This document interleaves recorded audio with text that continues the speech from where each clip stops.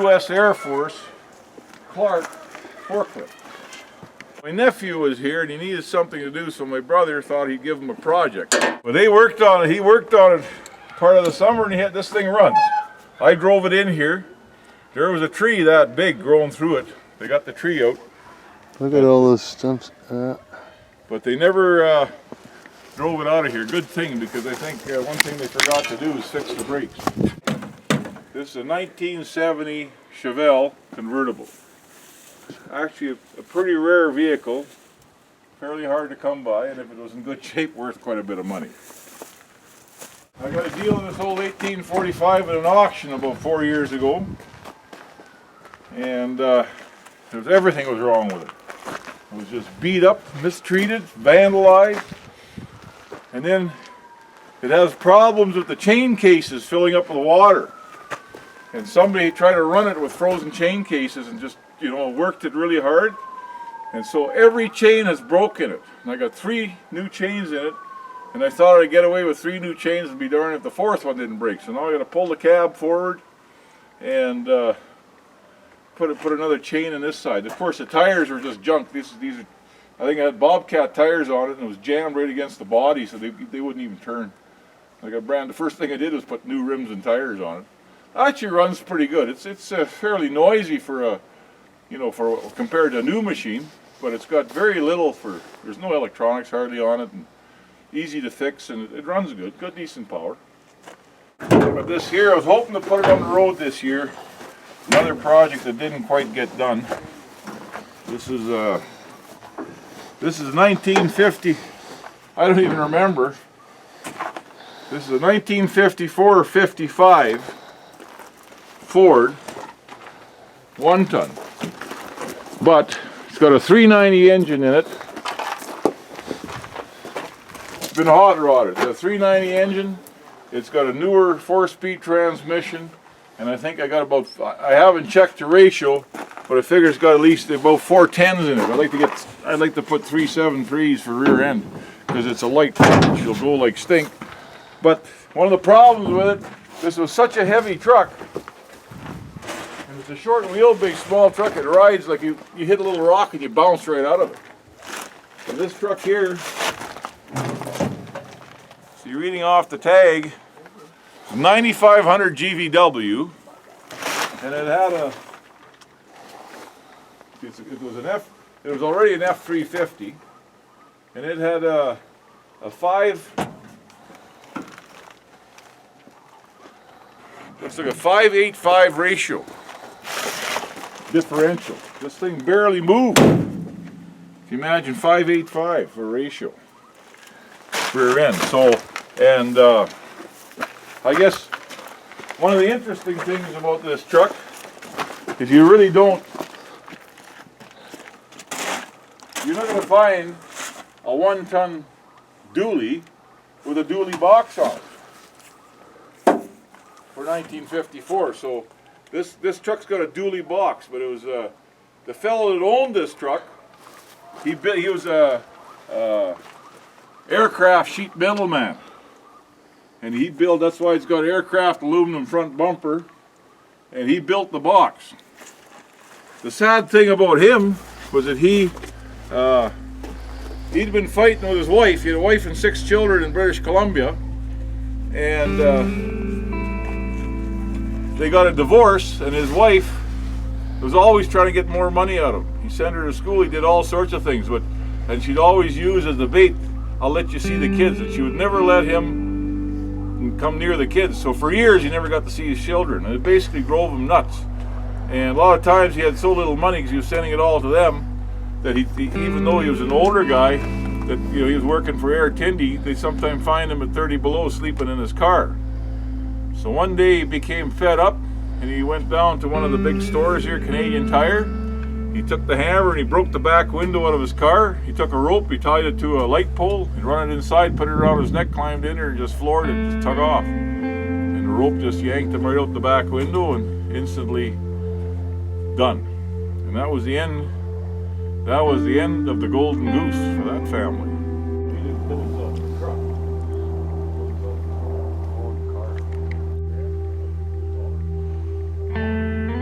goofy. Like, you don't have to be goofy all the time. What is this why he's being goofy? Like, what's this for? That's right. Never mind. You should go and get some treatment. Anyway, this is I had a lot of fun in this car. This is a 1968 Electra 225. Has a 434 barrel in it. Believe it or not, well, you can see it's been sitting here for a while because it's got moss growing in the side of it.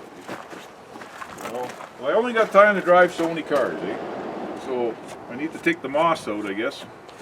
But the story in this car was bought by Dick Robinson, who was the guy that hired me, who brought me to Yellowknife, where I came to Yellowknife to work for in 1976. And he bought this new in 1968, when the roads were all dirt and gravel and rough, for his wife Esther.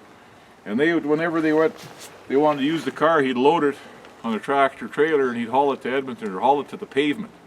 And then they'd drive it. Then they'd load it up in a truck and bring it back. And I'll tell you, it looks like a big car, but it moves. It's just when you're driving this car, it feels like a cat that's sitting there on its toes there. You stomp on it, those little 16 valve Hondas, I can leave them in the dust with this, eh? Right. He's gonna wreck my pickup cranking. The one thing that happened to this thing that was strange compared to all the cars I've had was the engine seized up sitting here. And what had happened was somehow the rain or the water ran down the hood onto the air cleaner, licked through the air cleaner, and I had a couple cylinders full of water. Like, I got in there and I blew them out with air, and I put ATF, or I can't remember, but I think I put ATF in the cylinders. I haven't tried to turn it over since. It's been sitting a couple of years like that. Well, this is one of my good cars. It's got a bit of rust in it. I got a body mount gone, but you know, put another 430 in her and she'll smoke the tires and go right to New York if you wanted to. It's still a good car, this thing. I don't even consider these things even antiques. They're like my drivers when they're mobile. Because I got no problem driving them. I don't really drive them for show. This is one of my new acquisitions that I'm really excited about. And I guess the big thing about these cars is, you know, when whoever dies last gets everybody else's stuff. So my really good friend owned a couple of these cars, and he passed away. And you know, I wasn't happy about it or nothing, but in the end I managed to acquire it because he wouldn't have sold it otherwise. And this is a 1970 Satellite 383 automatic, and it's got lots of history. It was rode off one time. The whole, like, this is sort of this paint. It was a black car, but actually it's got a red body. But it's only because they put another body on it when they rebuilt the car after the collision was in years ago. A lot of these big block Dodges, they were wiped out. You know, they were rode pretty hard, and this one was driven hard. But I think this is the right one for a Superbird clone. So if I can make enough money, I'd like to put a nose kit and a wing kit on this thing and just drive it. I'd like to drive it'd be like a beater Superbird. It'd be the only Superbird, rusty Superbird out the highway. Of course, you can see that the flying saucer must have been here. He left one of his trinkets behind. Sneaky little guys. Another gem. This, in some way, you know, every one of these cars has a story. And quite often there's always a car has a happy story and has a sad story. And this one, to me, is kind of a sad story. So this fellow, he bought Mercury. He bought this car probably in the early 80s, maybe in the 70s. And he was going to fix it with his son. And he paid big bucks for it. He went to the city and he bought it. He paid like $3,500 or something for it back there in the 80s. And it turned out to be a piece of junk. And they never did quite get it fixed. And he died. Of course, the son's still around. And the car just sat there, and the son wasn't really interested in it. And I bought the car. I hope to put it on the road one day, but you know, it's like, how many cars can I drive? Now, this was a 6-cylinder, 3-on-the-tree car. Somebody put in a small block Chevy. It's got a V8 under the hood. The interesting thing is they welded up the 3-in-the-tree shifter linkage and made it into a 2-speed shifter linkage. I'm pretty sure it's got a 2-speed power glide in it. Still using the 3-in-the-tree shifter linkage. But I think it's a nice, even as a four-door, it's a good-looking car. And you can see that they, it must have looked really nice when they bought it, because it was clear-coated, eh? And they didn't clear-coat a lot of cars back in those days, eh? It probably would look better if they just had done it in lacquer. What's this, Dad's mirror sign, Nelson? I don't know if anybody would know what this is. I ran for mayor in 1992, mayor of Yellowknife, and I used car doors and car hoods all over town for signs instead of plywood or corrugated plastic. And even though a lot of people thought I was crazy because I used those car doors and car hoods, they said, he's got his junk all over town, who's gonna clean it up? We were too embarrassed to put them up in the daytime, so my brother and I put them up at midnight and hang them off the ballpark fence. And one of the candidates I was running across, his name was Brooks, and his signs all said Brooks is best. So I made this one here, and I hung it on the ballpark fence next to Brooks's, and of course his said Brooks is best, and I had this hanging next to it, said not fancy, better.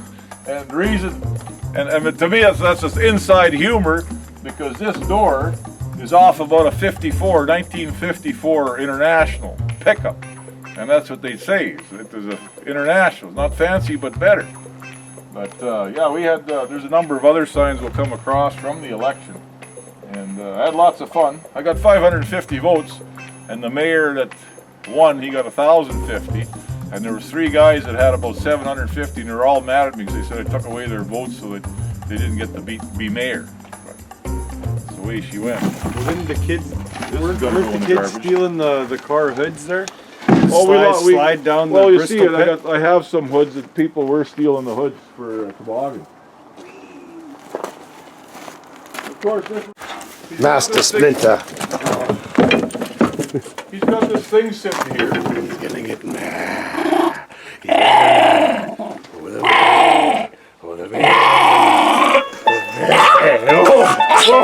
Oh, God! Let's go truck away. Hey.